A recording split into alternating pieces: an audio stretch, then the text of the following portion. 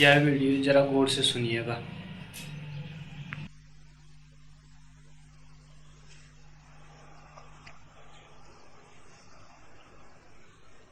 पहला प्रश्न, मनुष्य की आस्था धर्म से क्यों उठ गई है? धर्मों के कारण ही।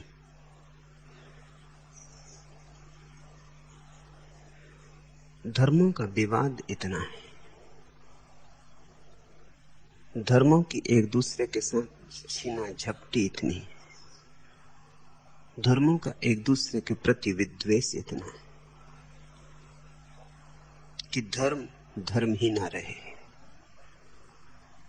उन पर श्रद्धा सिर्फ वे ही कर सकते हैं जिनमें बुद्धि नाम मात्र को नहीं। अब सिर्फ मूढ़ ही पाए जाते हैं मंदिरों में, मस्जिदों में। जिसमें थोड़ा भी सोच विचार है वहां से कभी का विदा हो चुका है, क्योंकि जिसमें थोड़ा सोच विचार है उसे दिखाई पड़ेगा कि धर्म के नाम से जो चल रहा है वह धर्म नहीं, राजनीति है, कुछ और है। जीसस चले जब जमीन पर तो धर्म चला, पोप जब चलते तो धर्म नहीं चलता, कुछ और चलता है। बुद्ध जब चले तो धर्म चला। अब पंडित हैं, पुजारी हैं, पुरोहित हैं, वे चलते, उनके चलने में वह प्रसाद नहीं, उनकी वाणी में अनुभव की गंध नहीं, उनके व्यक्तित्व में वह कमल नहीं खिला जो प्रतीक है धर्म का। उनके हृदय बंद है और उतनी ही कालिक से भरे जितने किसी और के, शायद थोड़ी ज्यादा ही। धर्म के नाम पर वैमनस्य है, ईर्षा है, हिंसा है, खून खराबा है। मस्जिद और मंदिर ने इतना लड़वाया है कि कोई भरोसा भी करना चाहे तो कैसे करे। और शास्त्र सब आज नहीं कल झूठे हो जाते। सत्य तो शास्त्रा में होता है, शास्त्रों में नहीं। सत्य तो बुद्ध में है, धम्म पद में नहीं, मोहम्मद में है, कुरान में नहीं। यद्यपि कुरान मोहम्मद से पैदा हुई है, तो जब तक कुरान मोहम्मद के ओंठों पर थी तब तक उसमें मोहम्मद की श्वास थी, मोहम्मद की प्राण ऊर्जा प्रतिफलित होती थी। जैसे ही शब्द मोहम्मद के ओंठों से हटे, मुर्दा हो गए, स्रोत से टूटे, कुछ के कुछ हो गए, फिर तुम्हारे हाथ में पड़े, तुमने उन्हें वह अर्थ दिया जो तुम दे सकते हो। तुम वह अर्थ तो कैसे दोगे जो मोहम्मद देना चाहते थे? मोहम्मद हुए बिना वह अर्थ नहीं दिया जा सकता है। वह अर्थ मोहम्मद के होने में है। तुमने अपने अर्थ दिए, तुम्हारे अर्थ किसी प्रयोजन के नहीं। लाभ तो नहीं हो सकता, हानि सुनिश्चित होगी। अनातोले फ्रांस का प्रसिद्ध वचन है कि कोई बंदर अगर दर्पण में झांकेगा तो बंदर को ही पाएगा। मुल्ला नसरुद्दीन एक रास्ते से गुजरता था, एक दर्पण पड़ा हुआ मिल गया। उसने कभी दर्पण नहीं देखा था, उठा के देखा, खुद की तस्वीर दिखाई पड़ी। खुद की तस्वीर कभी देखी नहीं थी। सोचा कि हो ना हो मेरे पिता की तस्वीर। पिता को देखा था, पिता को तो मरे हुए वक्त हो गया था। सोचा मगर हद हो गई, ये मैंने कभी सोचा ना था कि वो इतने रंगीन तबीयत थे कि तस्वीर बनवाएंगे। पहुंच के संभाल के घर ले आया, छुपा के रख दी एक संदूक में। पत्नी चुपचाप देखती रही, जैसे पत्नियां देखती हैं कि क्या कर रहा है। शक उसे हुआ कि कुछ गड़बड़ है, कुछ दाल में काला है।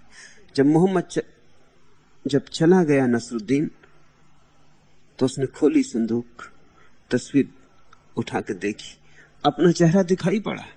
तो उसने कहा, अच्छा तो इस खड्डूस के पीछे दीवाना है। उसने भी कभी अपनी तस्वीर न देखी थी। दर्पण में वही दिखाई पड़ता है जो तुम हो, शास्त्रों में भी वही दिखाई पड़ता है जो तुम हो। जिसके हाथ में शास्त्र पड़ा उसका ही हो गया। मोहम्मद के हाथ में जब तक था तब तक कुरान थी, तुम्हारे हाथ में पड़ी कुछ की कुछ और हो गई, और फिर तुम्हारे हाथों से भी चलती रही। हजारों साल बीत जाते हैं, एक हाथ से दूसरे हाथ, दूसरे हाथ से तीसरे हाथ, गंदी होती चली जाती, किताबें गंदी हो जाती। ध्यान रहे, इस जगत में प्रत्येक चीज का जन्म होता है और प्रत्येक चीज की मृत्यु होती है। धर्म तो शाश्वत है, लेकिन कौन सा धर्म? वह धर्म जो जीवन का धारण किए, वह शाश्वत है। लेकिन बुद्ध ने जब कहा शाश्वत को ही, लेकिन जब विचार में बांधा तो शाश्वत समय में उतरा। और समय के भीतर कोई भी चीज शाश्वत नहीं हो सकती। समय के भीतर तो पैदा हुई है, मरेगी, जन्मदिन होगा, मृत्यु भी आएगी। जब कोई सत्य शब्द में रूपायित होता है तो सबसे पहले लोग उसका विरोध करते। क्यों? क्योंकि उनकी पुरानी मानी हुई किताबों के खिलाफ पढ़ता है। खिलाफ न पढ़े तो कम से कम भिन्न तो पढ़ता ही है। लोग विरोध करते। सत्य का पहला स्वागत विरोध से होता है, पत्थरों से, गालियों से। सत्य पहले विद्रोह की तरह मालूम होता है, खतरनाक मालूम होता है। बहुत सूलियां चढ़नी पड़ती हैं सत्य को, तब कहीं स्वीकार होता है। लेकिन उन सूलियों चढ़ने में समय बीत जाता है और सत्य जो संदेश लाया था वो धूमिल हो चुका होता है। जब तक तुम सत्य को स्वीकार करते हो तब तक वह सत्य ही नहीं रह जाता। इतनी देर लगा देते हो स्वीकार करने में, लड़ने झगड़ने में, विवाद में इतना समय गंवा देते हो कि तब तक सत्य पर बहुत धूल जम जाती है। धूल जम जाती है तभी तुम स्वीकार करते हो, क्योंकि तब सत्य तुम्हारे शास्त्र जैसा मालूम होने लगता है। तुम्हारे शास्त्र पर भी धूल जमी है बहुत। जब बुद्ध पहली दफा बोले तो जो गीता को मानते थे उन्होंने विरोध किया, जो वेद को मानते थे उन्होंने विरोध किया। बुद्ध दुश्मन की तरह मालूम पड़े, संघातक। फिर धीरे धीरे बुद्ध के वचनों पे भी धूल जम गई। धम्मपद ने भी धूल इकट्ठी कर ली। जब धम्मपद भी धूल की परत इकट्ठी हो गई तो धूल और धूल तो सब एक जैसी होती। उसके नीचे क्या दबा है? वेद दबा है कि धम्मपद की कुरान? क्या फर्क पड़ता है? जब धूल की परत खूब गहरी हो जाती तब तुम्हारा मन भर जाता, तब तुम कहते हो अब ठीक, अब अपने शास्त्र जैसा लगने लगा। एक मकान पर एक आदमी ने दस्तक दी। वो कुछ किताबें बेचने लाया था। उसने घर की महिला से कहा कि ये नया से नया निकला हुआ शब्दकोश है, खरीद लें, बच्चों के काम आएगा और बड़ों के भी काम का है। महिला उसे टालना चाहती तो उसने कहा शब्दकोश हम क्या करेंगे, वो रखा शब्दकोश टेबल पर, हमारे पास शब्दकोश है, धन्यवाद। लेकिन वो भी एक ही आदमी था। उसने कहा टेबल पर जो रखा है वो शब्दकोश नहीं है, बाइबल।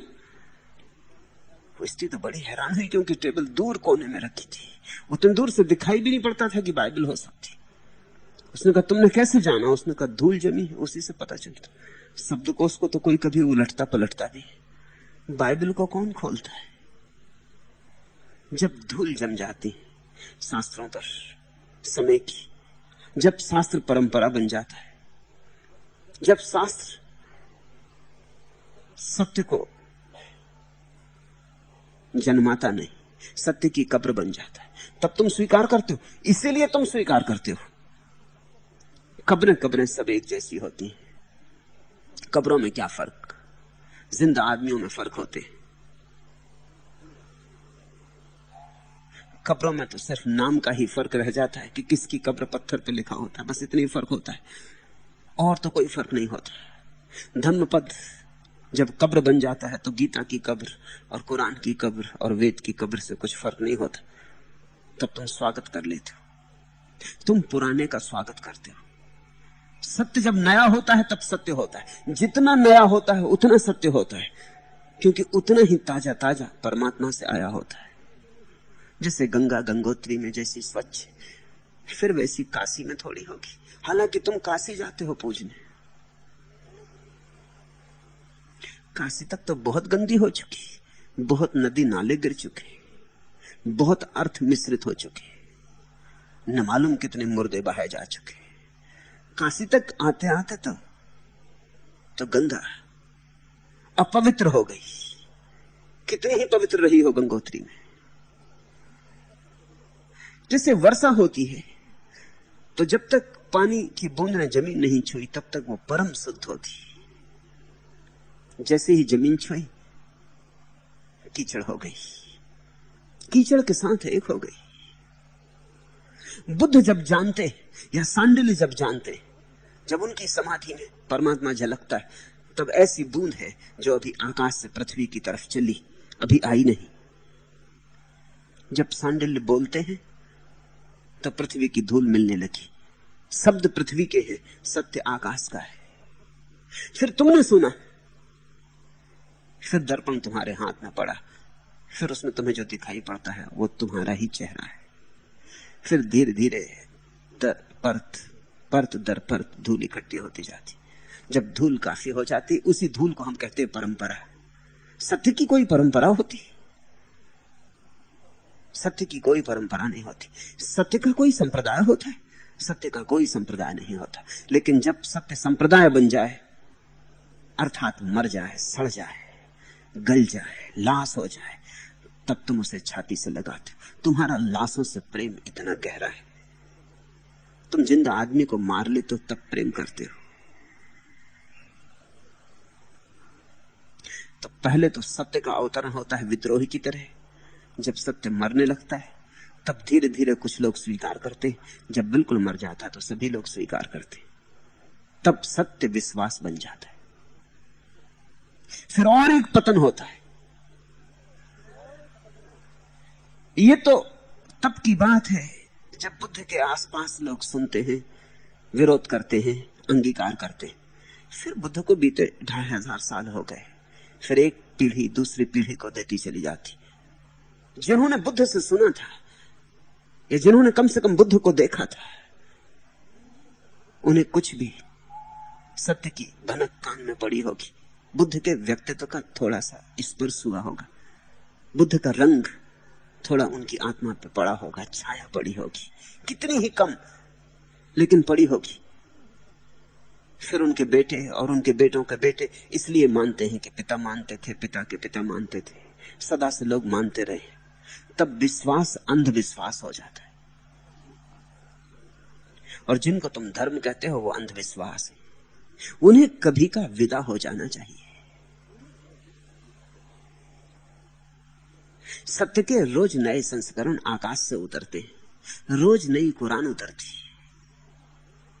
परमात्मा थक नहीं गया है, मोहम्मद पे चुक नहीं गया है।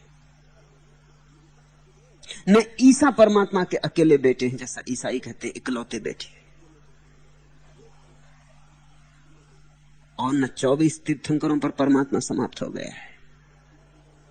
हजारों बुद्ध हुए, हजारों बुद्ध होते रहेंगे। परमात्मा रोज आता रहा है, रोज आता रहेगा। लेकिन बीते परमात्मा से तुम्हारा छुटकारा हो तो तुम नए को समझ पाओ।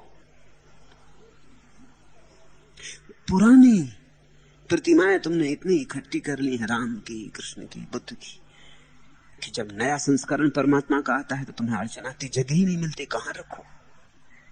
और उस नए में ही श्रद्धा पैदा हो सकती, क्योंकि उसी नए में चिंगारी है। वही चिंगारी तुम्हारे भीतर पड़ जाए तो तुम्हारे जीवन यज्ञ को प्रज्वलित करे। तुम राख की पूजा कर रहे हो, इसलिए चिंगारी पे श्रद्धा कैसे आए? फिर राख की पूजा करते करते तुम भी उब जाते हो, कुछ होता नहीं, फिर श्रद्धा खो जाती है। तुमने पूछा मनुष्य की आस्था धर्म से क्यों उठ गई? धर्मों के कारण। अन्यथा मैंने ऐसा मनुष्य नहीं देखा जो किसी न किसी रूप में जाने अनजाने धर्म की खोज न करता। ऐसा मनुष्य होता ही नहीं। धर्म की खोज मनुष्य की अंतर्निहित खोज है, वो स्वाभाविक है। जैसे भूख लगती है हर आदमी को, और हर आदमी को प्यास लगती है, और हर आदमी को प्रेम की आकांक्षा जगती, वैसे ही हर आदमी को प्रभु की आकांक्षा भी जगती। नाम कुछ भी हो।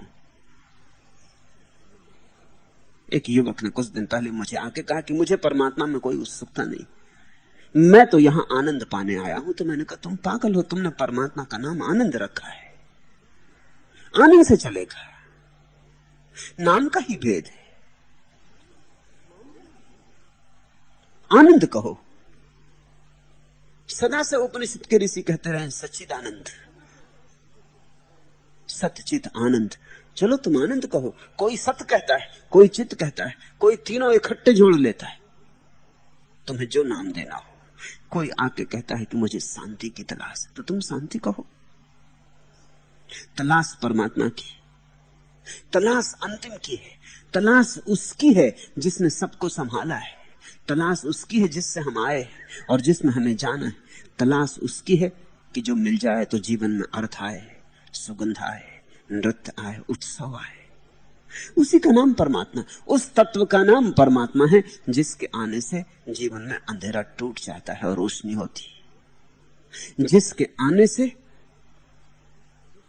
उदासी कट जाती है, थकान मिट जाती, तुम पुनरुज्जीवित हो उठते हो। उस तत्व का नाम है जिसके आने से फिर मृत्यु नहीं घटती, अमृत ही घटता है। सांडिल ने कहा ना कि जो उसके साथ एक हो जाता है वह अमृत को उपलब्ध हो जाता है। तुमने ऐसा आदमी देखा है जो अमृत ना चाहता हो, जो ना चाहता हो कि मृत्यु के पार भी जीऊं,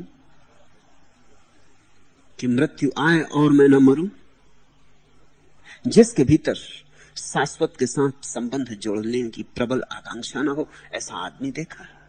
ऐसा आदमी होता ही नहीं। तो धर्म से तो श्रद्धा उठ ही नहीं सकती, लेकिन धर्मों से उठ जाती। अच्छा ही है। मैं तुम्हें एक बात याद दिला देना चाहता हूं, जिनकी धर्मों से श्रद्धा उठ जाती है वे ही धार्मिक हो सकते। मेरे देखे नास्तिक ही आस्तिक हो सकता है। जो झूठी आस्तिकता में उलझे रह जाते हैं वे कभी आस्तिक नहीं हो पाते। झूठी आस्तिकता असली शत्रु है आस्तिकता की, नास्तिकता नहीं। नास्तिक तो कहता है मैंने देखा नहीं, मैं कैसे मानूं। ये तो ईमानदारी की बात हुई। देखा नहीं कैसे मानूं, देखूंगा तो मानूंगा। नास्तिक कहता दिखा दो तो मानूं, परमात्मा मिले तो बराबर मानूं। इसमें कहां बुराई है? निर्भीक स्वर है, साहस है, खोज की तैयारी है।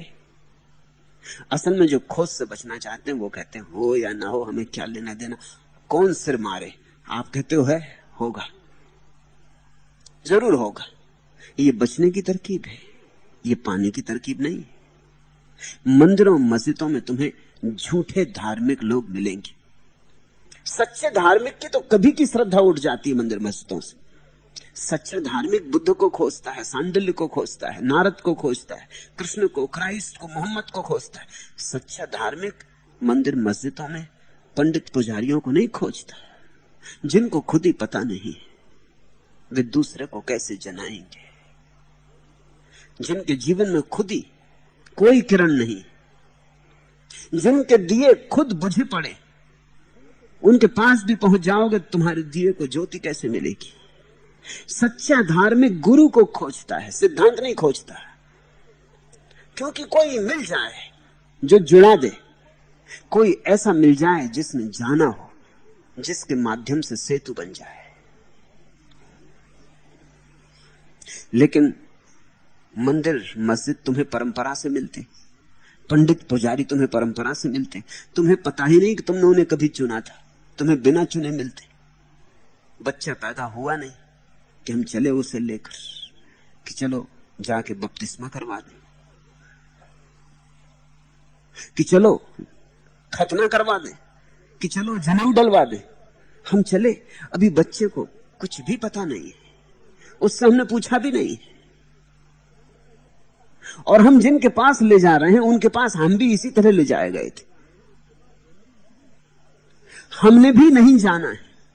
जो पिता अपने बच्चे को ले जा रहा है चर्च की तरफ, उसने अगर चर्च में जाना हो तो भी ठीक है, तब तो ठीक ही है। उसने चर्च में जाके जाना, उसे जीवन का आनंद मिला, जीवन का रस बहा, वो अपने बेटे को भी भागीदार बनाना चाहता है, लेकिन उसे भी नहीं मिला है। उसके पिता उसे ले गए थे, उसके पिता को भी नहीं मिला था। याद ही नहीं पड़ता कि कभी किसी को पीछे कब मिला था।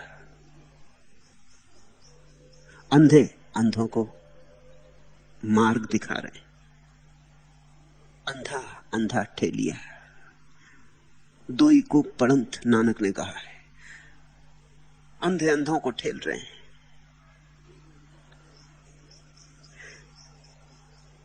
तुम ईसाई बन गए, ये तुम्हारा चुनाव नहीं। तुम हिंदू बन गए, ये तुम्हारा चुनाव नहीं।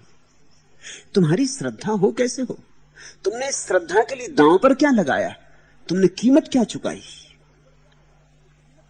जो आदमी जीसस के पास जाके उनका अनुयायी बना था, उसने कीमत चुकाई थी, उसने खतरा मोल लिया था।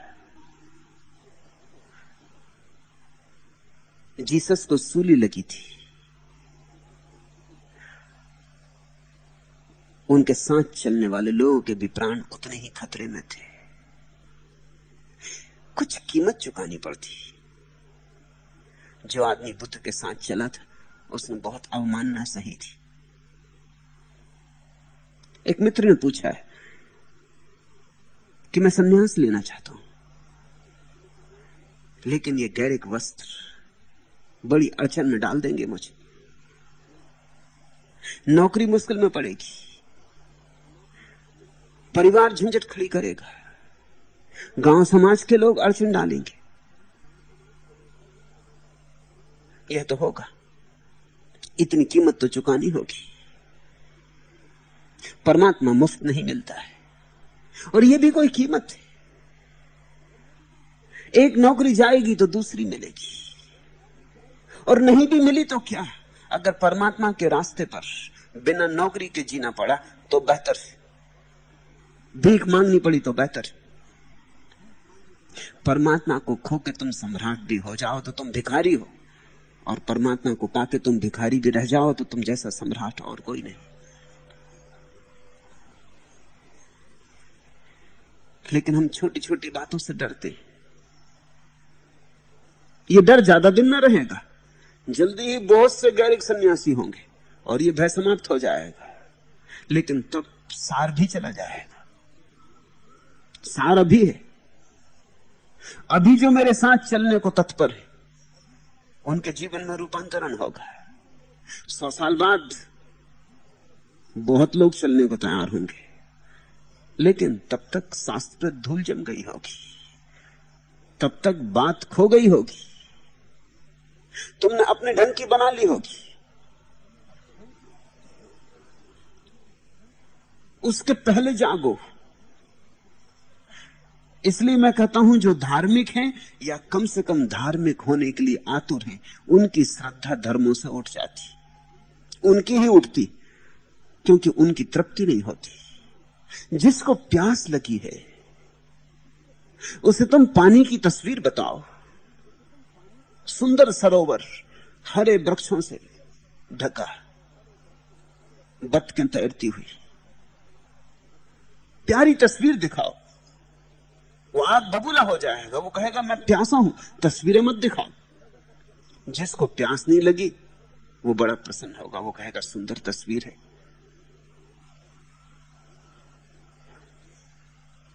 मनवा लूंगा, अपने घर पे टांगूंगा, बड़ी सुंदर है, बड़ी प्यारी है। तो पानी ऐसा होता है, सुंदर हुआ कि तुम ले आए, बड़ी कृपा है। जिसे भूख लगी है उसे तुम पाकशास्त्र की किताब दो कि इसमें सब है, सब भोजन, तैयार करने की विधियां लिखी, वो किताब तुम्हारे सिर पर मारेगा, कहेगा मुझे भूख लगी, पाकशास्त्र का क्या करूंगा। जिसे परमात्मा की प्यास जगी है वही तुम्हारे मंदिर मस्जिदों से घबरा जाता है, वही तुम्हारे पुरोहितों की बकवास से ऊब जाता है, वही उनके व्यर्थ के वितंडा और व्यर्थ के सिद्धांतों के ऊहापोह से ऊब जाता है, वही पीठ फेर लेता है, वही है नास्तिक। उसी को तुम कहते हो अश्रद्धालु, लेकिन मेरे देखे उस श्रद्धा के स्रोत की तरफ चल पड़ा, उसकी खोज शुरू हो गई। एक यही सोजे निहा कुल मेरा सरमाया है। दोस्तों, मैं किसे ये सोजे नेहा नजर करूं? कोई कातिल सरे मक्तल नजर आता ही नहीं। किसको दिल नजर करूं, किसे जान नजर करूं? तुम भी महबूब मेरे, तुम भी हो दिलदार मेरे, आसना मुझसे मगर तुम भी नहीं, तुम भी नहीं। खत्म है तुम पे मसीहा नफसी चारागरी, मरहमे दर्द जिगर तुम भी नहीं, तुम भी नहीं। अपनी लाश आप उठाना कोई आसान नहीं। दस्त बाजू मेरे नाकारा हुए जाते, जिनसे हर दौर पे चमकी है तुम्हारी दहलीज। आज सजदे वही आवारा हुए जाते। दूर मंजिल थी मगर ऐसी भी कुछ दूर न थी, लेके फिरते रही रास्ते ही में वहशत मुझको। एक जख्म ऐसा न खाया कि बाहर आ जाती, एक जख्म ऐसा न खाया कि बाहर आ जाती। दार तक लेके गया शौके शहादत मुझको, राह में टूट गए पांव तो मालूम हुआ, जुज मेरे और मेरा रहनुमा कोई नहीं। एक के बाद खुदा एक चला आता था, कह दिया अक्ल ने तंग आके खुदा कोई नहीं। जिसके हृदय में प्यास है वहां जख्म है, घाव है। वह घाव पंडित पुरोहितों की बलम पट्टी से नहीं भरता, झूठी सांत्वनाओं से नहीं भरता, और मवाद इकट्ठी होती और समय जाया होता है। जिसके भीतर घाव है वह तो परमात्मा से मिले बिना तृप्त नहीं होगा। वो तो हटा देगा 20 से सारी मूर्तियों को, वही तो मूर्ति भंजक है। हटा देगा सारे सिद्धांतों और शास्त्रों को, निकल पड़ेगा तलाश में। वह परमात्मा से कम पर राजी नहीं हो सकता। एक जख्म ऐसा ना खाया कि बाहर आ जाती। दुख तो यही है कि हजारों लोग मंदिर मस्जिदों में और उनके दिल में कोई जख्म नहीं तो बाहर कभी की आ जाती। प्यास हो तो पानी मिल जाता है, मिलेगा ही क्योंकि खोज होती है। प्यास ही ना हो तो पानी बहता रहे सामने से तो भी दिखाई नहीं पड़ता। हमें वही दिखाई पड़ता है जिसकी आकांक्षा और अभीप्सा होती। परमात्मा तो चारों तरफ खड़ा है, इन हरे वृक्षों में, इन लोगों में, इन आकाश के चांतारों में, लेकिन हमें दिखाई नहीं पड़ता है। हमें आकांक्षा नहीं है, हमें वही दिखाई पड़ता है जो हम चाहते हैं। तुमने देखा, जब तुम बाजार जाते हो तो जिस दिन तुम जो खरीदने जाते हो उसी की दुकानें तुम्हें दिखाई पड़ती। किसी दिन तुम मिठाई खरीदने गए हो तो तुम हैरान होते हो कि इतनी मिठाई की दुकानें इस बाजार में पहले नहीं दिखाई पड़ी थी। उस दिन तुम्हें चांदी सोने की दुकानें दिखाई नहीं पड़ती, उनसे तुम्हें लेना देना नहीं। फिर किसी दिन चांदी सोना खरीदने गए हो तब तुम हैरान होते हो, इतनी दुकानें। उस दिन मिठाई की दुकानें तिरोहित हो जाती, धूमिल हो जाती। तुम जो खरीदने निकलते हो वही दिखाई पड़ता है। मंदिर मस्जिदों में वे लोग बैठे रहते हैं जो परमात्मा को खरीदने नहीं निकले, झूठी सांत्वनाओं में बैठे रहते। नहीं तो आदमी सदगुरु की तलाश में निकलता है। लेके फिरती रही रास्ते ही में वहशत मुझको, एक जख्म ऐसा न खाया कि बाहर आ जाती। दार तक लेके गया सौ के शहादत मुझको, राह में टूट गए पांव तो मालूम हुआ। जुज मेरे और मेरा रहनुमा कोई नहीं। तुम्हारे अतिरिक्त और तुम्हें कोई नहीं बचा सकता। तुम्हारे अतिरिक्त तुम्हें और कोई परमात्मा तक पहुंचा नहीं सकता। बुद्ध पुरुष इशारा करते, चलना तो तुम्ही को है। जुज मेरे और मेरा रहनुमा कोई नहीं, मेरे अलावा मेरा मार्गदर्शक और कोई भी नहीं। ये उसी दिन पता चलता है जिस दिन सच्ची प्यास जगते हो, तुम खोज में निकलते हो और सब झूठी बातों को रास्ते से हटा देते हो। एक के बाद खुदा एक चला आता था, कह दिया अक्ल ने तंग आके खुदा कोई नहीं। इतने मंदिर मस्जिद, इतनी मूर्तियां, इतने शास्त्र, इतने सिद्धांत, इतना जंजाल, कह दिया अक्ल ने तंग आके खुदा कोई नहीं। तुम पूछते हो धर्म से श्रद्धा क्यों उठ गई, आस्था क्यों उठ गई? इसलिए कि धर्म हो तो एक ही हो सकता है, विज्ञान एक है, इसलिए विज्ञान पर श्रद्धा है। अब तुमने कहीं सुना कि विज्ञान अगर बहुत हो जाए, हिंदुओं का, मुसलमानों का, ईसाइयों का, और सब अलग अलग बातें कहने लगे, तो विज्ञान पर भी श्रद्धा उठ जाएगी। विज्ञान पर इतनी श्रद्धा क्यों है? क्योंकि विज्ञान सार्वभौम है, एक ही है। फिर चाहे ईसाई खोजे, चाहे हिंदू, चाहे मुसलमान, कोई फर्क नहीं पड़ता। विज्ञान का सिद्धांत ना हिंदू होता, ना मुसलमान, ना ईसाई, सिर्फ वैज्ञानिक होता है। यही मैं तुमसे कहना चाहता हूं कि धर्म का सिद्धांत सिर्फ धार्मिक होता है। बुद्ध कहें, सांडिल्य कहें, कृष्ण कहें, कौन कहे, इससे फर्क नहीं पड़ता। धर्म का सिद्धांत धार्मिक होता है, जैसे विज्ञान का सिद्धांत वैज्ञानिक होता है। धर्म तो और भी सार्वभौम है, विज्ञान की तो सीमा है, क्योंकि वो पदार्थ पर समाप्त हो जाता है। धर्म की तो असीमा है, क्योंकि वो आत्मा में ले जाता है, परमात्मा में ले जाता है। धर्म को संकीर्ण दायरों से मुक्त होने दो, श्रद्धा लौट आएगी। अभी हालत ऐसी है, जिनकी श्रद्धा का कोई मूल्य नहीं, उनको श्रद्धा है, और जिनकी श्रद्धा का कुछ मूल्य हो सकता है, उनको कोई श्रद्धा नहीं है। हालत बड़ी अजीब है।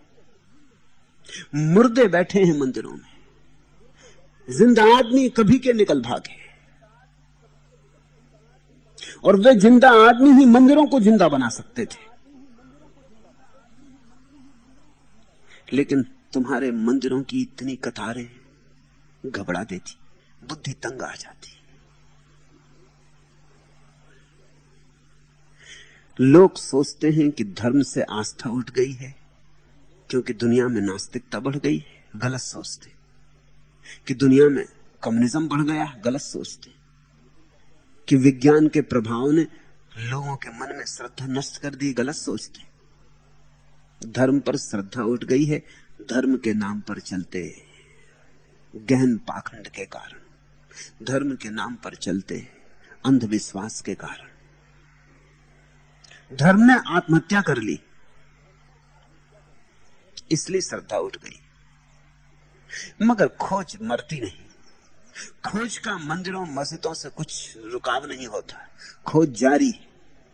खोजने वाले खोजते रहते, कोई उन्हें कभी नहीं रोक पाता। वे अपनी खोज में लगे रहते। नाम बदल जाएं, हो सकता है कि भगवान को भगवान कहने में संकोच होने लगे, क्योंकि भगवान शब्द के साथ इतने गलत साहचरी जुड़ गए। आनंद कहो, ध्यान कहो, समाधि कहो, प्रेम कहो, कुछ नए नाम खोज लो, कुछ फर्क नहीं पड़ता। लेकिन एक बात सुनिश्चित है, आदमी अंधेरे में है और रोशनी चाहता है। आदमी मृत्यु से घिरा है और अमृत का स्वाद चाहता है। आदमी महादुख में आनंद का उत्सव चाहता है। वह श्रद्धा अखंड है। उस श्रद्धा को ही मैं धर्म की श्रद्धा कहता हूं। वह न कभी नष्ट हुई है, न कभी नष्ट होगी। जो नष्ट हो जाता है, जो नष्ट हो सकता है, वैसी वह श्रद्धा नहीं। तुम लाख कहो कि मैं अश्रद्धालु हूं, तो भी तुम्हारे भीतर ये तीन बातों की तलाश चलती रहती। अंधेरे के पार, दुख के पार, मृत्यु के पार कुछ है, कुछ होना चाहिए, पर्दे के पार कुछ जरूर होना चाहिए, नहीं तो इतना जीवन कहां से आए, कैसे आए? और जीवन कितना सुसंबद्ध चलता है। कोई सूत्र होना चाहिए जो सबको बांधे हुए। दिखाई नहीं पड़ता सच। तुमने गले में माला पहन रखी, उसमें मन के तो दिखाई पड़ते हैं। धागा है जो सब मनकों को बांधे है, दिखाई नहीं पड़ता। वही सूत्रधार है, वही परमात्मा है। इतना विराट आयोजन चल रहा है, इसमें कोई सूत्रबद्ध सबको संभाले, नहीं तो ये मन के बिखर जाते कभी के, ये सब गिर जाता। अराजकता नहीं है, एक गहन सुसंबद्धता है, एक संगीत है। यही संगीत प्रमाण है ईश्वर का। तर्क प्रमाण नहीं होते ईश्वर के। ये जीवन की जो संयोजना है, यही प्रमाण है। उसकी तलाश सदा रही है, सदा रहेगी। नाम बदल जाते तलाश के, लेकिन तलाश जारी रहती, बहुत रूपों में प्रकट होती। यह सदी प्रौढ़ सदी है। ये पुरानी सदियों जैसी नहीं है कि किसी ने कहा और मान लिया। ये बचकानी सदी नहीं है। आदमी प्रौढ़ हुआ है, हर कुछ नहीं मान लेगा। वही मानेगा जिसको कसौटी पर कसेगा, ठीक पाएगा। ये सौभाग्य की घड़ी है। अब दुनिया में पाखंड ज्यादा दिन नहीं चलेगा। ये अश्रद्धा, ये अनास्था अच्छी है, सौभाग्य है, शुभ संकेत है, शुभ मुहूर्त है। ये इसलिए इसे शुभ मुहूर्त कहता हूं कि इस अनास्था की आग में पाखंड के सारे जाल जल जाएंगे। धर्म नया होकर निकलेगा, फिर सूरज उगेगा ताजा। सूरज की तस्वीरों से बहुत दिन मन बहला लिया, अब उनसे मन बहलता नहीं। अब असली सूरज चाहिए, इसलिए अनास्था है। इससे तुम विषाद मत लेना। इस अनास्था को सीढ़ी बनाओ। इसी सीढ़ी पे चढ़ के असली आस्था सदा आई है, सदा आती है, और कोई उपाय नहीं है। अनास्था की रात से गुजर के ही आस्था की सुबह पैदा होती। और ध्यान रखना, जब रात बहुत बहुत अंधेरी होती तभी सुबह बहुत करीब होती। दूसरा प्रश्न,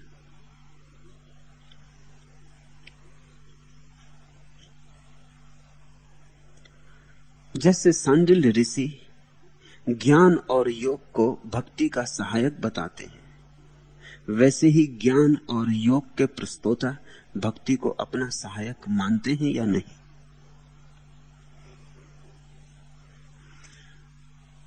भक्त की दृष्टि ज्ञानी और योगी की दृष्टि से ज्यादा उदार होती।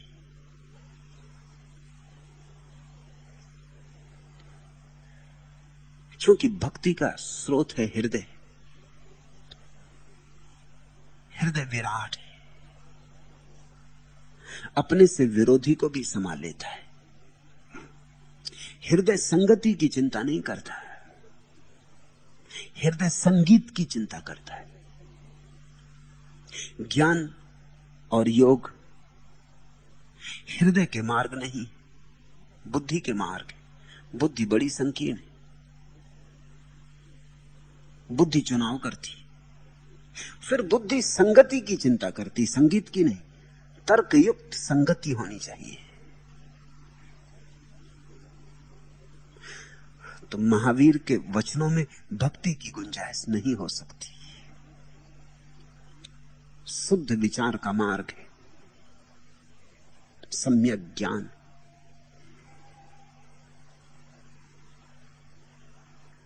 ठीक ज्ञान का मार्ग है। वहां तो जो ज्ञान को एकदम अनुकूल है वही अंगीकार होगा।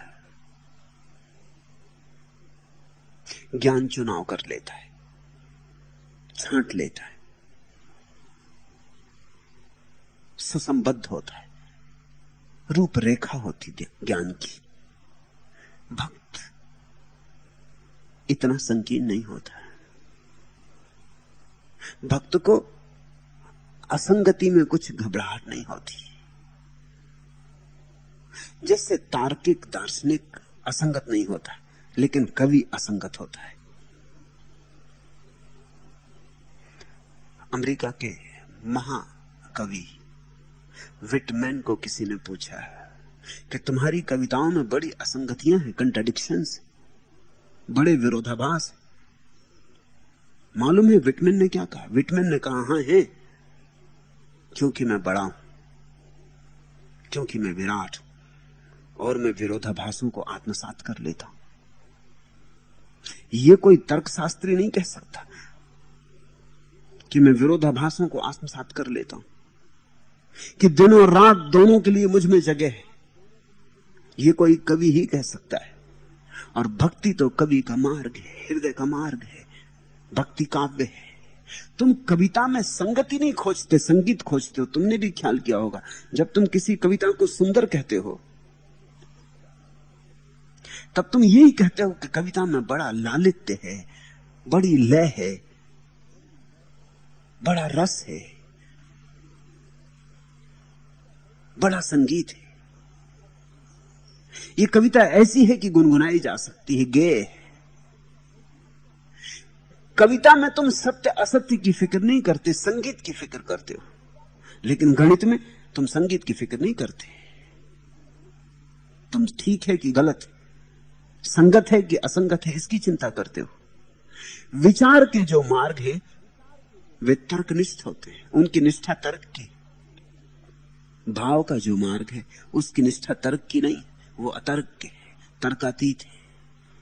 इसलिए सांडिल्य जितनी सरलता से कह देते हैं कि ज्ञान भी सहयोगी है और योग भी भूमिका है, उतनी सरलता से ज्ञानी नहीं कह सकेंगे, योगी नहीं कह सकेंगे। उनका दायरा संकीर्ण होगा। सिर छोटा है, हृदय से बहुत छोटा है। इसलिए तो सिर में जीने वाले लोग ओछे हो जाते, खोपड़ी ही उनकी दुनिया हो जाती। हृदय खुले आकाश जैसा है, खोपड़ी तुम्हारे घर का आंगन है।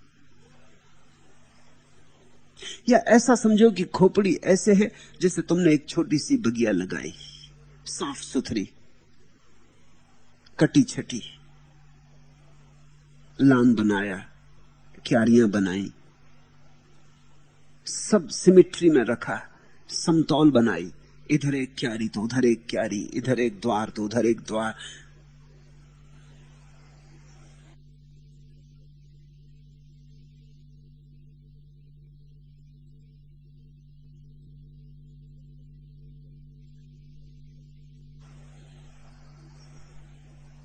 लेकिन भक्ति जंगल की तरह है, बगिया नहीं, आदमी की बनाई हुई बगिया नहीं।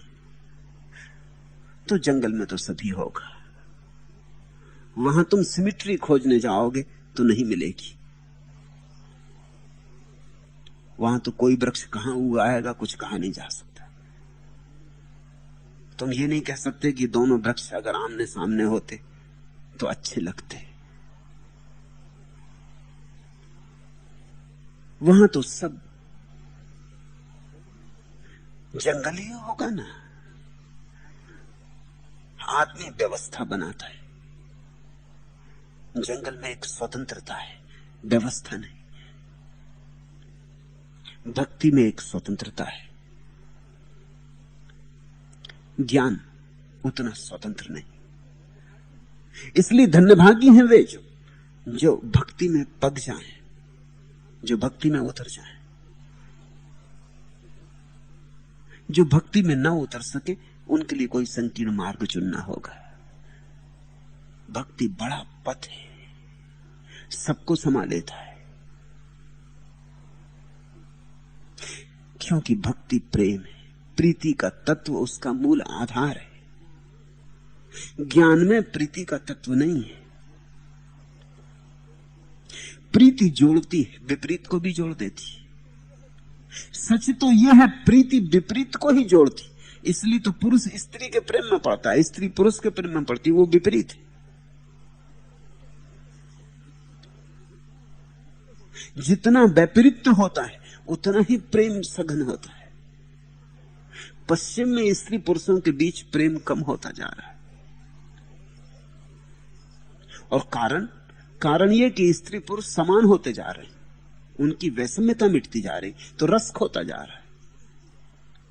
पुरुष भी वैसे कपड़े पहने हैं, स्त्री भी वैसे कपड़े पहने हैं। पुरुष भी सिगरेट पी रहा है, स्त्री भी सिगरेट पी रही, पुरुष भी दफ्तर में काम कर रहा है, स्त्री भी दफ्तर में काम कर रही। स्त्री की पूरी चेष्टा है कि वो ठीक जैसा पुरुष है वैसी ही होनी चाहिए। इसलिए पश्चिम की स्त्री थोड़ी कम स्त्रीण होती जा रही, उसका स्त्रीण तत्व कम होता जा रहा है।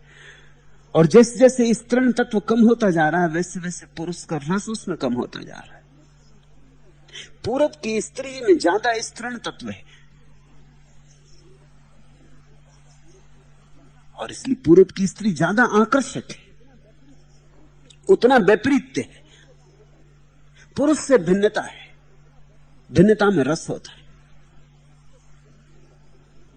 प्रीति का तत्व विपरीत को जोड़ता है, जितने विपरीत हो उतने ज्यादा गहराई से जोड़ता है। उतनी ही बड़ी चुनौती होती प्रीति के तत्व को कि वो जोड़े। इस जगत को जिस तत्व से परमात्मा ने जोड़ा है उस तत्व का नाम प्रीति है। क्योंकि इस जगत में बड़े विरोधाभास है, लेकिन सब जुड़ा है। दिन और रात जुड़ी है, अंधेरा रोशनी जुड़ी है, मृत्यु जीवन जुड़ा है। अपूर्व जोड़ है। ये जोड़ सिर्फ प्रीति से ही हो सकता है। ये प्रीति ही है जो विपरीत को बांध सकती है। अगर भक्तों से पूछो तो भक्त यही कहेंगे, ये सारा अस्तित्व प्रीति के तत्व से जुड़ा है, निबद्ध है। नहीं तो ये गिर पड़े, सब उखड़ जाए, सब टूट जाए। विपरीत में बड़ा आकर्षण होता है। तो सांडिल्य तो चूंकि प्रीति के उपदेष्टा हैं, उन्होंने योग को भी समाहित कर लिया, ज्ञान को भी समाहित कर लिया। करना ही चाहिए। इससे प्रमाण मिलता है कि जरूर उन्होंने प्रीति को जाना होगा। प्रीति को न जाना होता तो ये बात नहीं हो सकती थी। तुम ज्ञानी से पूछो, तुम कृष्णमूर्ति से पूछो, कृष्णमूर्ति शुद्ध ज्ञान है, वहां प्रीति का तत्व जरा भी नहीं है। तुम कृष्णमूर्ति से पूछो कि भक्त के संबंध में क्या ख्याल है, वो कहेंगे सब कल्पना जाल।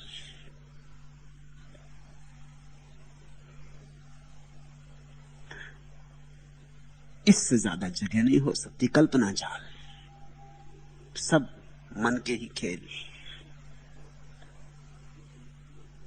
भक्ति से मुक्त होना पड़ेगा। सहयोग भक्ति का नहीं लिया जा सकता। भक्ति बाधा है, बंधन है, उसी से तो अटकाव है।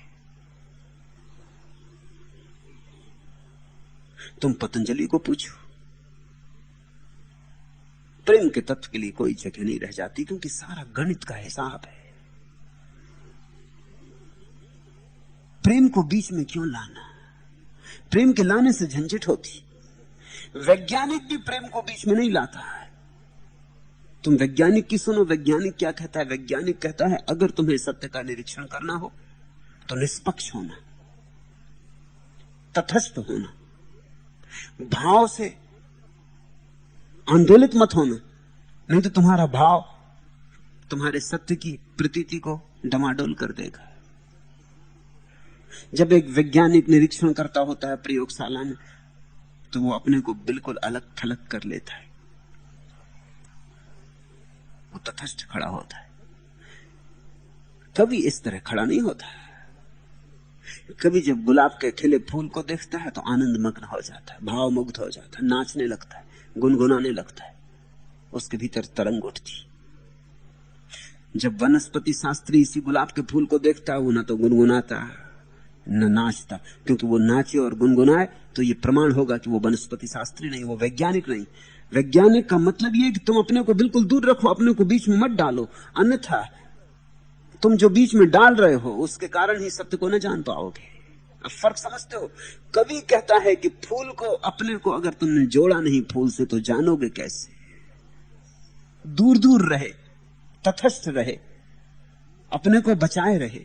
न फूल को तुम्हारे हृदय में प्रवेश मिला, न तुम्हारा फूल में प्रवेश हुआ, जोड़ ही न बना, आलिंगन न हुआ, नाचे नहीं फूल के साथ, फूल की तरंग में मस्त ना हुए, मादकता आई ही ना, तो तुम जानोगे कैसे फूल को? फूल अपना हृदय ही नहीं खोलेगा तुम्हारे सामने, फूल अपना घूंघट ना उठाएगा। तुम दूर खड़े रहो तो फूल भी दूर खड़ा रह जाएगा, ये कवि कहता है। तुम बढ़ो तो फूल भी बढ़े, तुम पास आओ तो फूल भी पास आए, तुम एक कदम चलो तो फूल भी एक कदम चले। तुम अकड़े खड़े रहे कि मैं तटस्थ, तो फूल भी तटस्थ रह जाएगा, घूंघट पड़ा रहेगा। फूल अपने हृदय को तुम्हारे सामने खोलेगा नहीं, फूल अपने रहस्य को प्रकट नहीं करेगा।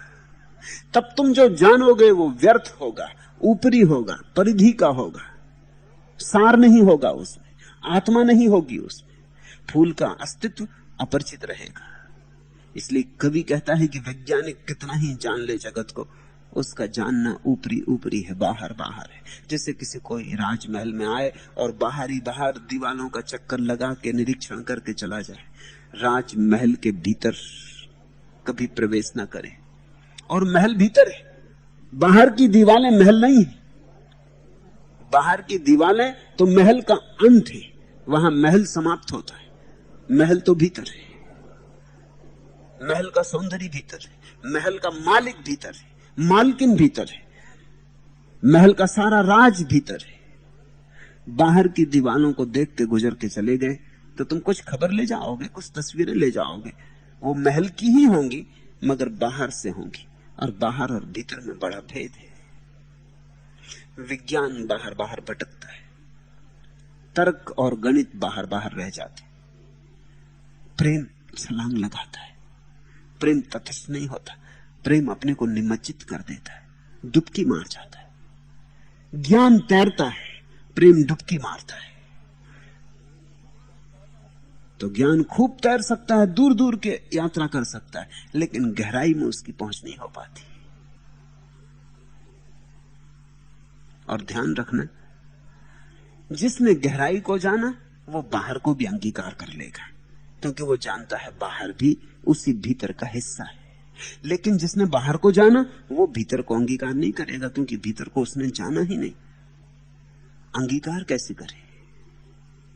ज्ञान का मार्ग संकीर्ण है, भक्ति का मार्ग विराट है। अगर भक्तों से तुम्हारा जोड़ मिल जाए तो फिर तुम किसी और की चिंता मत करना। न मिले दुर्भाग्यवश तो फिर तुम कोई और मार्ग खोजना।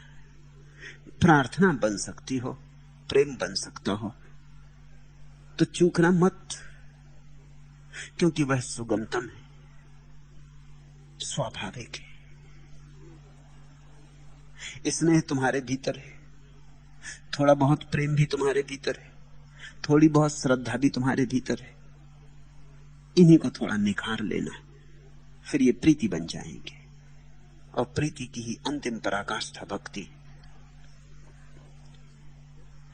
भक्ति के मार्ग पर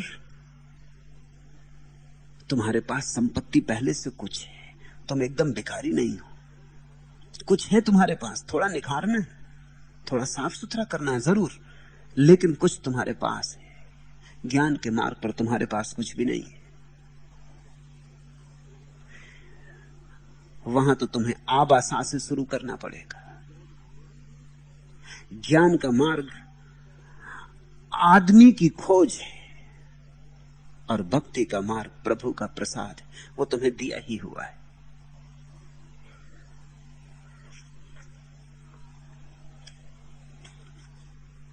तीसरा प्रश्न, क्या भक्त भी कभी भगवान से झगड़ता है? भक्ति ही झगड़ता, और कौन झगड़ेगा?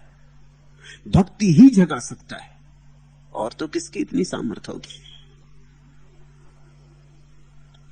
भक्त को भय नहीं होता। प्रेम में कहां भय? इसलिए मैं कहता हूं तुलसीदास का वचन गलत है जो उन्होंने कहा भय बिन होए न प्रीति। तुलसीदास को प्रीति का पता नहीं। जहां भय है वहां प्रीति कैसी? और जो भय के कारण होती है प्रीति, वो कुछ और होगी, प्रीति नहीं। कोई डंडा लेके खड़ा है और तुमसे कहता है प्रेम करो मुझे, करोगे तुम, क्योंकि डंडा देख रहा है, नहीं तो सर खोल देगा। मां बेटे से कह रही कि मुझे प्रेम करो, मैं तेरी मां हूं, और नहीं तो दूध नहीं दूंगी, भूखा मर जाएगा। बेटा भी सोचता है कि प्रेम करना पड़ेगा। ये प्रीति तो भय से हो रही। बाप कहता है मुझे प्रेम करो, मैं पिता हूं तुम्हारा। इस जगत में तुम्हारी जो प्रीतियां हैं वो भय से ही हो रही हैं। तुलसीदास उस संबंध में सच है, लेकिन ये प्रीतियां कहां हैं? ये तो पाखंड है, ये तो थोथी बातें हैं, जबरदस्ती ओढ़ ली। इनमें सत्य नहीं है, प्रामाणिकता नहीं। असली प्रीति भय से नहीं होती, और जहां प्रीति होती है वहां भय नहीं होता। उनका एक साथ समागम नहीं होता। तो भक्त तो लड़ता है, जब जरूरत होती तो लड़ता है, वो लड़ सकता है। प्रेमी लड़ते हैं। लड़ने से प्रेम नष्ट नहीं होता, सघन होता है। जो प्रेम लड़ने से नष्ट हो जाए समझो बहुत कमजोर था ही नहीं, काम का ही नहीं था, खत्म हुआ, अच्छा हुआ। हर लड़ाई के बाद जो प्रेम और प्रगाढ़ हो जाता है वही प्रेम है। हर लड़ने के बाद और एक नया सोपान उपलब्ध होता प्रेम को। भक्त तो खूब लड़ता है, लड़ने के कारण भी है।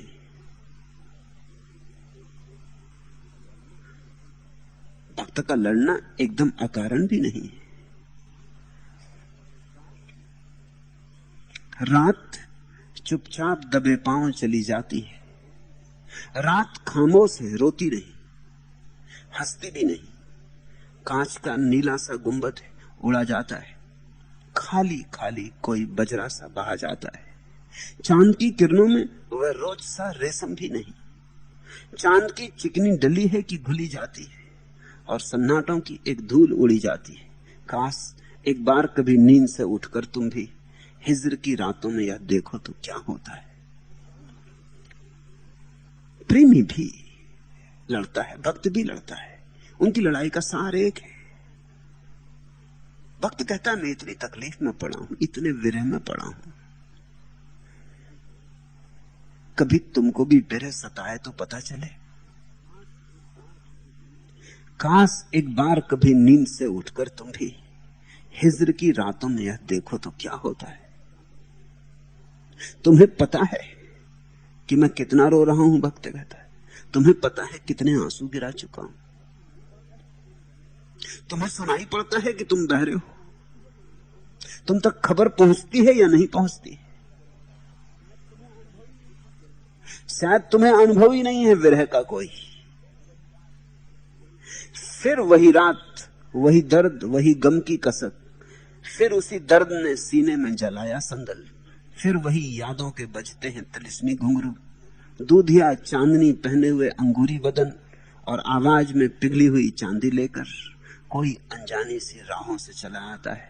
संगे मरमर के तरासे हुए बुत जागते हैं। संगे मरमर के तरासे हुए बुत बोलते हैं। आज की रात वही दर्द की तन्हाई की रात। दर्द तन्हाई का शायद तुझे मालूम नहीं। काश एक बार तो तुझको भी यह जहमत होती। प्रेमी भी यही कहता, भक्त भी यही कहता है कि ये दर्द जो तन्हाई का है, एकांत का है, अकेले हो जाने का है, इसका तुझे पता होता। शायद तू इसीलिए नहीं सुन पाता इस रुदन को, इस पुकार को, इस प्यास को, क्योंकि तुझे प्यास का कुछ पता नहीं, क्योंकि तू कभी रोया नहीं, तुझे आंसुओं से कुछ मुलाकात पहचान नहीं, तुझे हृदय की पीड़ा का कुछ अनुभव नहीं, दर्द तन्हाई का शायद तुझे मालूम नहीं। काश एक बार तो तुझको भी यह जहमत होती। इसलिए भक्त के पास कारण है कि वो लड़े, नाराजगी के कारण है, लेकिन उसकी लड़ाई में बड़ी मिठास है। उसकी लड़ाई, उसकी प्रार्थना का एक ढंग है। फिर दोहरा दूं, भक्त की लड़ाई उसकी भक्ति का एक ढंग है, वह उसकी आराधना है। उसकी शिकायत, उसका शिकवा सब उसकी प्रार्थना है।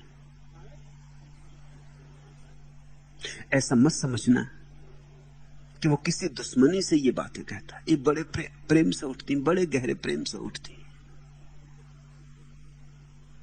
ये उसकी मिलन की गहरी आतुरता से उठती।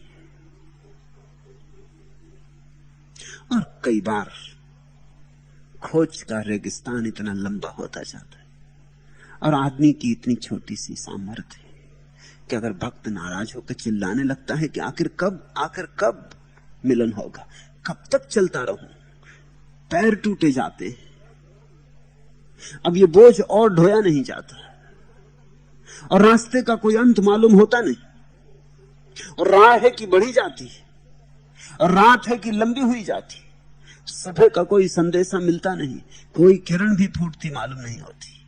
और कब तक? लेकिन इस सारी शिकायत के पीछे प्यास है, त्वरा है, गहन अभिप्सा है और बड़ा माधुरी है।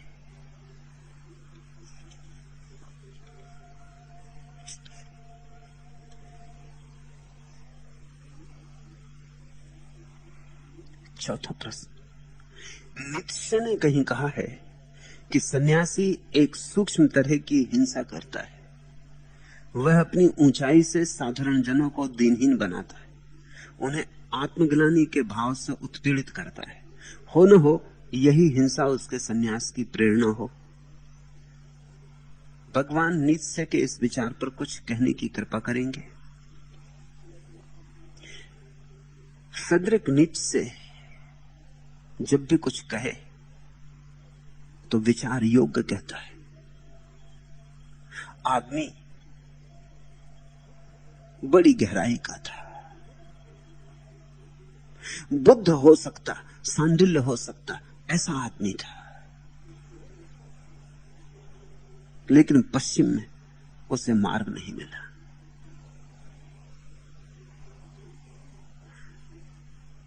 जैसा मैं कहता हूं कि नास्तिकता पहला चरण, नीत्शे महानास्तिक है। पहला चरण तो पूरा हो गया, दूसरा चरण नहीं उठा, नहीं तो महाआस्तिक का जन्म होता। नीत्शे जब भी कुछ कहता है तो गहरी बात कहता है, सदा ख्याल रखना, मगर अधूरी होती है बात, क्योंकि एक ही कदम उठा, दूसरा कदम नहीं उठा। गहरी होती मगर अधूरी होती, गहरी होती है, काफी दूर तक सही होती है, लेकिन पूरी दूर तक सही नहीं होती। यही वचन कि सन्यासी एक तरह की सूक्ष्म हिंसा करता है, वह अपनी ऊंचाई से साधारण जनों को दीनहीन बनाता है, उन्हें आत्मग्लानि के भाव से उत्पीड़ित करता है। यही हिंसा उसके सन्यास की प्रेरणा है। इसमें सच्चाई है, पूरी सच्चाई नहीं, सच्चाई है, आधी बात है। इसमें सत्य है इतना, क्योंकि आदमी का अहंकार बड़ा सूक्ष्म है। धन से भी आदमी अपने अहंकार को भरता है, और तप और त्याग से भी। नीत्शे कह रहा है तो निरीक्षण करके कह रहा है। तुम देख सकते हो अपने तथाकथित सन्यासियों के चेहरे पर दंभ, भयंकर दंभ। भूल से कभी कभी तुम उसे तप की चमक समझ लेते हो, वो तप की चमक नहीं, वो अहंकार है। इतना तप किया मैंने, मैं असाधारण हूं, इतना छोड़ा मैंने, इतना त्याग किया, मैं विशिष्ट हूं, मैं कोई साधारण आदमी नहीं हूं। तुम्हारा सन्यासी अपने को किसी सिंहासन पर मंडित मानता है। तुम्हारे सन्यासी की आंख में तुम्हारे प्रति गहरी घृणा है, तुम्हारा अपमान। तुम जाओ तुम्हारे तथाकथित मुनि यतियों के पास, तुम्हारे प्रति एक गहरी अवमानना है, तुम पापी हो। उनके सारे उपदेशों का सार इतना है कि तुम पापी हो, और तुम्हें पापी सिद्ध करके वे बड़े अपने को पुण्यात्मा मान लेते हैं। उनकी आंखों में तुम्हारे तरफ एक ही खबर है कि जाओगे नरक, कि नरक जा रहे हो, समझ जाओ, मान लो हमारी, नहीं तो नरक जाओगे। और उन्होंने खूब रस ले लेके नरक का वर्णन किया है कि कैसे कैसे आदमी वहां जलाए जाएंगे, कड़ाहों में सताए जाएंगे, कीड़े मकोड़े किस तरह आदमियों के शरीरों को छेद छेद कर देंगे, कैसी वहां भयंकर प्यास लगी होगी, जल की धार सामने बहती होगी और पानी पीने की आज्ञा नहीं होगी। खूब खूब खोजी हैं उन्होंने तरकीबें। जिन्होंने खोजी ये रुग्ण लोग रहे होंगे, जिन्होंने नरक का वर्णन किया है शास्त्रों में, ये स्वस्थ लोग नहीं हो सकते। ये अडोल्फ हिटलर के पूर्वज रहे होंगे। अडोल्फ हिटलर ने करके बता दिया, वैसे ही नरक उसने बना दिए थे। जर्मनी में लाखों लोगों को जला डाला। और तुम चकित हो गए ये जान के कि जिन भट्टियों में हजारों लोग एक साथ जलाए जाते थे, उन भट्टियों के पास उसने कांच लगवा रखा था। उन कांच में से लोग आकर देखते थे, भीड़ें देखने आती थी। एक तरफा दिखाई पड़ता था। अंदर जो लोग खड़े हैं नग्न जलने की तैयारी में, उनको बाहर की तरफ नहीं दिखाई पड़ता था कि कोई देख रहा है, मगर बाहर जो खड़े थे उनको दिखाई पड़ता था। हजारों लोग देखने आते थे। ये भी आश्चर्य है। और बिजली की बटन दबी और एक भपका हुआ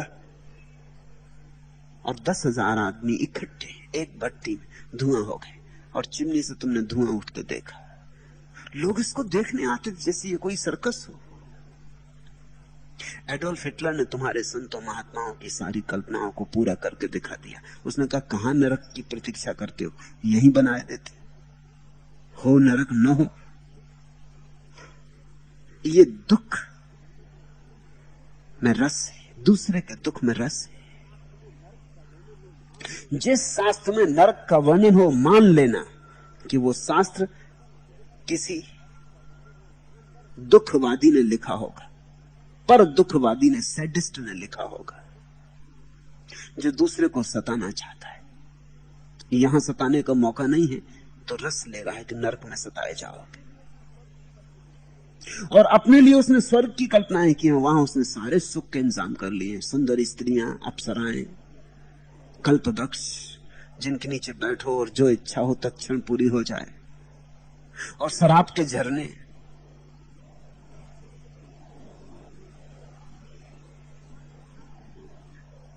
ये सारे इंतजाम कर लिए अपने लिए। ये त्यागी तपस्वियों के लिए, ध्यान रखना। जिन्होंने स्त्रियां यहां छोड़ी हैं उनके लिए सुंदर अप्सराएं आकाश। ये भी खूब मजा हुआ। अगर स्त्रियां छोड़ने से स्त्रियां ही मिलनी है तो फिर स्त्रियां छोड़ना ही क्यों।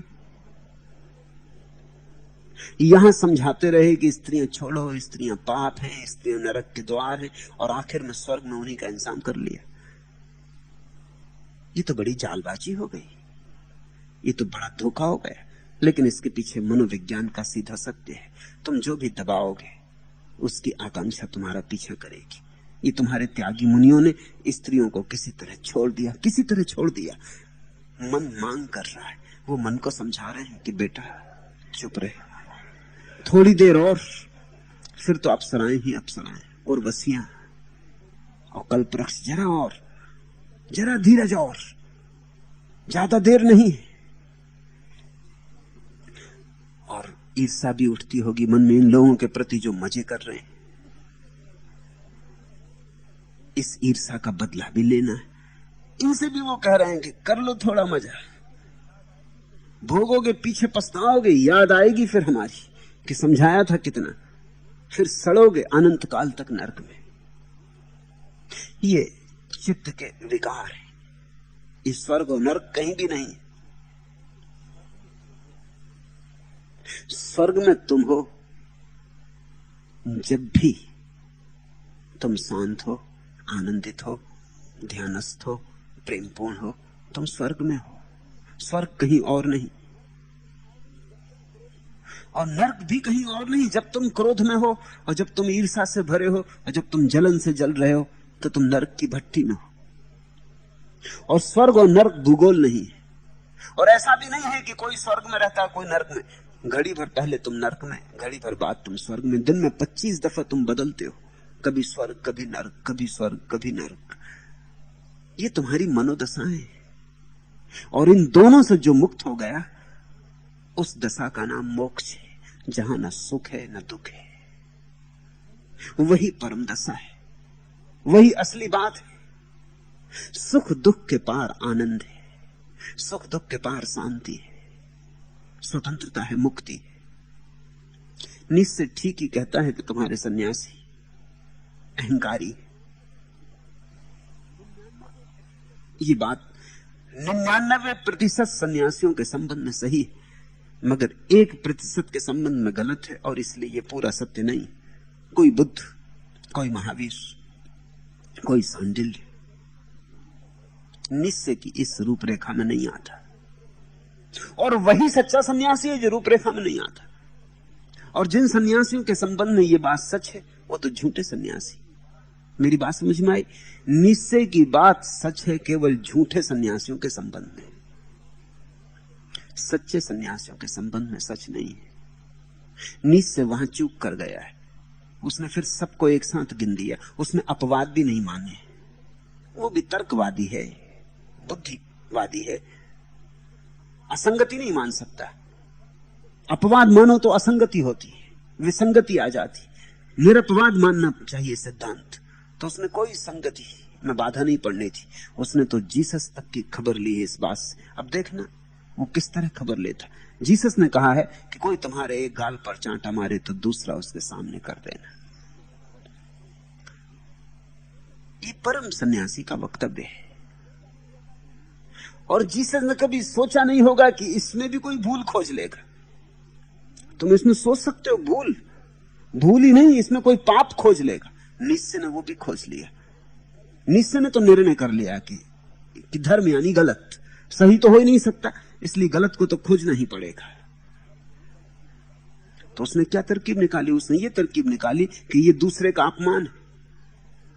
एक आदमी ने तुम्हारे गाल पे चांटा मारा और तुम दूसरा गाल उसके सामने करते हो। तुमने उसको कीड़ा मकोड़ा कर दिया, तुमने उसका भयंकर अपमान कर दिया। तुमने सिद्ध कर दिया कि देखो मैं कितना महान हूं, तू कितना क्षुद्र है। निश्चय कहता है कि ये तो बर्दाश्त के बाहर है ये अपमान। ज्यादा सम्मान यह होता कि तुमने भी उसके गाल पे एक चांटा मारा होता, कम से कम उसको भी आदमी तो स्वीकार करते, बराबर का तो होता। उसने चांटा मारा, तुमने चांटा मारा, बराबर तो हुए, सम होते, समानता होती। उसने चांटा मारा, तुमने दूसरा गाल कर दिया, तुम तो आसमान में चले गए, उसको तुमने जमीन में गाड़ दिया। जीसस के संबंध में तो ये बात गलत है, लेकिन 99 सन्यासियों के संबंध में सही। 99% आदमी ऐसे ही है कि जब वो दूसरा गाल तुम्हारे सामने करेंगे तो अकड़ कर देखेंगे कि देखो एक मैं हूं कि तुम चांटा मार रहे, मैं दूसरा गाल तुम्हारे सामने कर रहा हूं। मेरी विनम्रता देखो, मेरी महानता देखो, और तुम अपनी क्षुद्रता देखो। देखो ये चला मैं स्वर्ग और तुम चले नरक। ये मैंने सीढ़ी लगा ली स्वर्ग की। मैंने सुना है एक ईसाई पादरी इस सिद्धांत को मानता था। एक आदमी ने उसके चांटा मारा, उसे अपनी किताब याद आई, रोज रोज बाइबल पढ़ता था और समझाता भी था दूसरों को। उसे याद आया जीसस ने कहा है कि जो तुम्हारे एक गाल पे चांटा मारे उसके सामने दूसरा गाल कर दो। उसने दूसरा गाल कर दिया। वो दूसरा आदमी हो सकता है निश्चय का पढ़ने वाला रहा हो। दुनिया में सब तरह के लोग। उसने ये मौका ना छोड़ा, उसने दूसरे गाल पे भी और जोर से जड़ दिया। साधारणतः हमारी आशा ये होती जब हम दूसरा गाल करेंगे तो तुम क्षमा मांगोगे कि भाई भूल हो गई, आप जैसे इस महात्मा को हमने चोट की।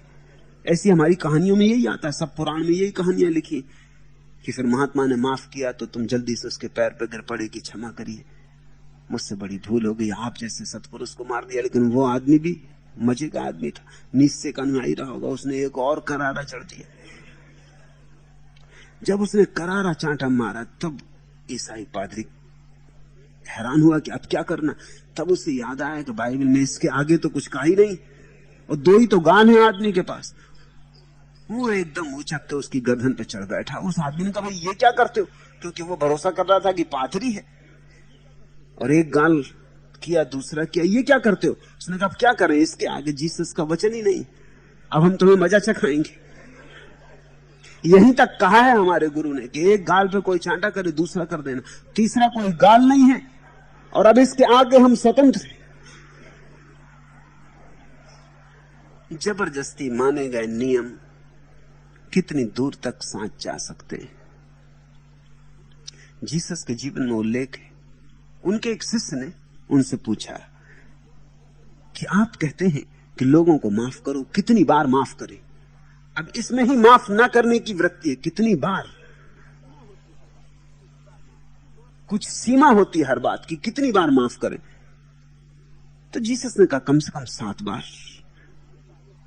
उसने कहा, अच्छी बात है, लेकिन जिस ढंग से उसने कहा अच्छी बात है, उससे जीसस को लगा कि 8वीं बार 7 का इकट्ठा बदला लेगा। अच्छी बात। उसने कहा, ठीक है, देख लेंगे, 7 के बाद तो मौका आएगा ना, 8 में। उसकी आंख की चमक को देख के जीसस को लगा होगा कि ये तो भूल हो गई, ये आदमी से तो गलती बात हो गई, क्योंकि 7 बार का इकट्ठा अगर बदला लेगा तो बहुत महंगा हो जाएगा। उससे तो पहली दफे ले लेता तो ही ठीक था। तुमसे पहली दफे बहुत इकट्ठा भी तो नहीं होता। एक गाली दी थी तुमने, एक गाली दे दी होती, किसी ने 7 गाली दी, फिर 8वीं गाली तुम दोगे तो बजनी खोजनी पड़ेगी कि 8 के मौके मुकाबले। तो जीसस ने कहा, नहीं, 7 बार नहीं, 77 बार। वो आदमी थोड़ा उदास दिखा। उसने कहा, अच्छी बात, करोगे क्या ऐसे आदमियों के साथ? 7 कहो कि 77? 77 भी प्रतीक्षा कर सकते हैं वो। और ये भी हो सकता है कि उकसाए तुम्हें, क्या 77 बार कर लो। 100 सुनार की, 1 लोहार की, फिर देखेंगे, एक में ही फैसला कर देंगे। आदमी बेईमान है, शुभ का भी शोषण कर लेता है, लेकिन इसमें शुभ का कोई कसूर नहीं। धर्म से भी अहंकार को भर लेता है, लेकिन इसमें धर्म का कोई कसूर नहीं। सन्यास से भी रोग पाल लेता है, लेकिन इसमें सन्यास का कोई कसूर नहीं। नीचे सही है और गलत थी। सही है गलत सन्यासियों के संबंध में, गलत है सही सन्यासियों के संबंध में। और अच्छा है कि तुम दोनों को समझ लो, क्योंकि दोनों संभावनाएं तुम्हारे भीतर भी हैं। ठीक भी हो सकते हो, गलत भी हो सकते हो। गलत का बोध रहे तो ठीक होने की गुंजाइश बनी रहती। गलत के संबंध में समझदारी हो तो गलत होने का डर कम हो जाता है। गलत के प्रति जागरूकता सम्यक बने रहने का उपाय है।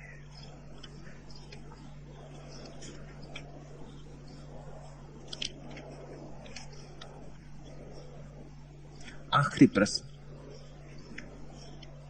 समर्पण यानी क्या? संकल्प का अर्थ होता है मैं, समर्पण का अर्थ होता है ना मैं। संकल्प का अर्थ होता है कर्ता भाव, समर्पण का अर्थ होता है अकर्ता भाव। संकल्प का अर्थ होता है मेरे किए ही कुछ हो सकता है, मेरे बिना किए कुछ भी ना होगा, प्रयत्न सब कुछ है। समर्पण का अर्थ होता है प्रसाद सब कुछ है, मेरे किए क्या होगा, प्रभु करेगा तो होगा। मैं तो बांस की पोंगरी, वह गाएगा तो बांसुरी बन जाऊंगा, उसका गीत सब कुछ है। मैं उसे मार्ग दूं, अवरोध ना बनूं, मैं मार्ग से हट जाऊं। समर्पण अपने को विदा देना है, अलविदा।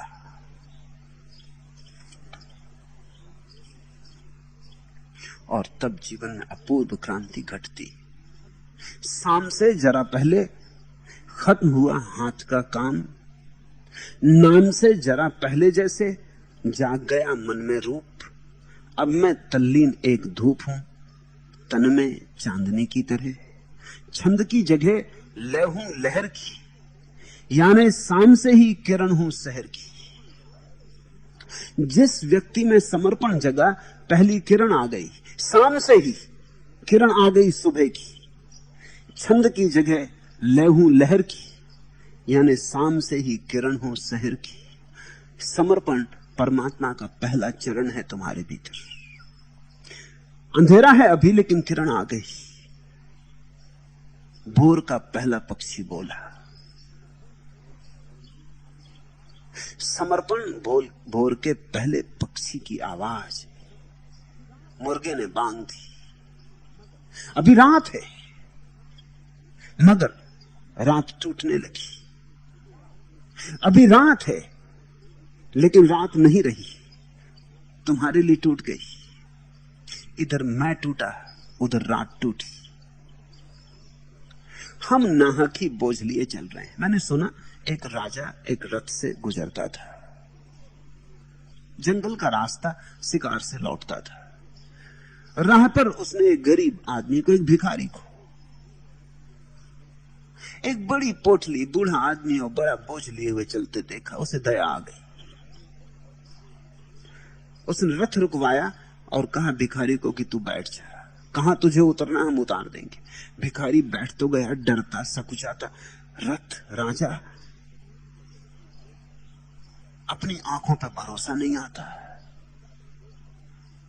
कहीं छू न जाए राजा को, कहीं रथ पे ज्यादा बोझ न पड़ जाए। ऐसा संकुचित, घबराया, बेचैन, सच में तो डरा हुआ बैठ गया, क्योंकि इंकार कैसे करे। मन तो ये था कि कह दूं कि नहीं नहीं, मैं और रथ पर मुझ जैसे गंदे आदमी को चीथड़े जैसे कपड़े इस रथ पे बैठाएंगे, शोभा नहीं देती। लेकिन राजा की बात इंकार भी कैसे करूं, बुरा ना मान जाए, अपमान ना हो जाए। तो बैठ तो गया बड़े डरे डरे मन से, और पोटली सिर से ना उतारी। राजा ने कहा मेरे भाई, पोटली तेरे सिर पे भारी है, इसलिए तो तुझे मैंने रथ में बिठाया, तू पोटली सिर से नीचे क्यों नहीं उतारता। उसने कहा आप भी क्या कहते हैं, मैं ही बैठा हूं, यही क्या कम है, और पोटली का वजन भी रथ पे डालू, मुझे बैठा लिया, यही कम सौभाग्य मेरा। नहीं नहीं, ये मुझसे ना हो सकेगा, पोटली का वजन भी और रथ पे डालू। अब तुम रथ में बैठे हो, पोटली सिर पे रखे हो, तो भी वजन रथ पर ही पड़ रहा है। उतार के रख दोगे तो भी वजन रथ पर पड़ रहा है। इस भिखारी की दशा है अहंकारी की। वो नहा की बोझ ढो रहा है। वो कह रहा है मैं ये करूं, मैं ये करूं, मैं ये करके दिखाऊं, वो करके दिखाऊं। करने वाला कोई और। तुम ना करो तो भी वही होगा जो होना है, तुम करो तो भी वही होगा जो होना है। तुम नहा की पोटली सिर पर लिए बैठे हो, सब उसके हाथों में, उसके हाथ सब तरफ फैले हुए। इसलिए तो हिंदुओं ने उसको 1000 हाथों का बनाया। 2 हाथ का हो तो हमें संकोच होगा कि भाई पता नहीं किसी और के काम में उलझा हो। अभी 1000 हाथ हैं उसके, अनंत हाथ हैं उसके। तुम जरा अपने को छोड़ो तो उसका हाथ का सहारा सदा है, वही तुम्हें संभाले। जब तुम जीते हो तब वही जीता है, जब तुम हारे हो तब तुम हारे हो। हार उसकी नहीं, हार तुम्हारी इस भ्रांति की है कि मैं कुछ करके रहूंगा। वो टूटती है भ्रांति कभी। अगर तुम उसके विपरीत कुछ करते हो तो नहीं होता, नहीं होता तो तुम हारते हो। हारते हो तो रोते हो, दुखी होते हो, पीड़ित परेशान होते हो। छोड़ दो उस पर, फिर कोई हार नहीं, फिर कोई विषाद नहीं। सब संयुक्त है, हम सब जुड़े हैं। ये सारा अस्तित्व एक ही लय में बद्ध है। यहां हमें अलग अलग कुछ करने की बड़ी जरूरत नहीं है। सड़क सड़क चली एक कली, नदी के तीर पर सपना सोया था कोई उसका। काले गहरे नीर पर कितने और कैसे कैसे पांवों से बचकर पहुंची वह घाट तक।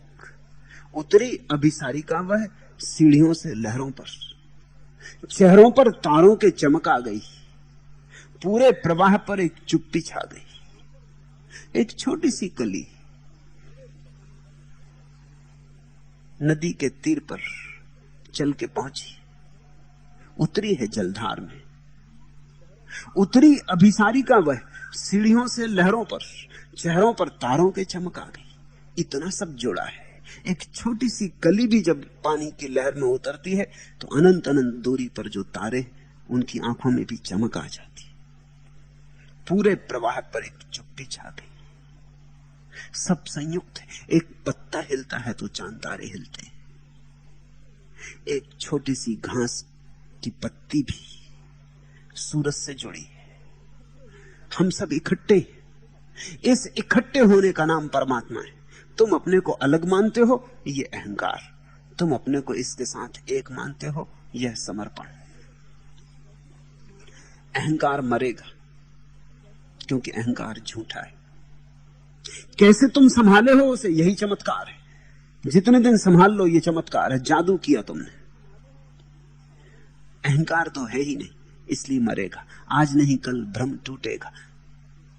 सपने से आदमी जगेगा। कब तक देखोगे सपना? सपना आखिर सपना है। सुबह होगी, आंख खुलेगी और तब तुम पाओगे जो बच रहा वह परमात्मा है, और वही सदा सच था। बीच में तुम एक झूठ में खो गए थे, एक सपना जगा लिया था। कविता टिकेगी क्योंकि कोई शरीर नहीं है वह मेरा। वह मेरी आत्मा ही नहीं, अध्यात्म है।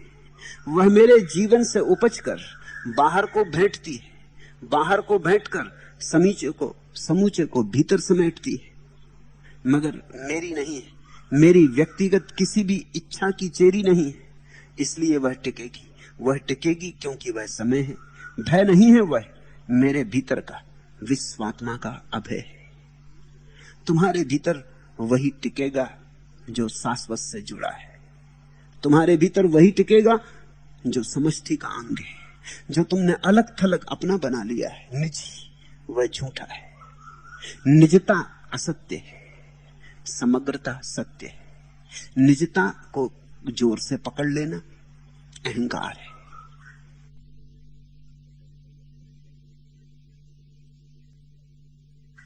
निजता को जाने देना, बह जाने देना, धार में सम्मिलित हो जाना, विराट के इस नृत्य में अंग बन जाना, सागर की एक लहर हो जाना, समर्पण है।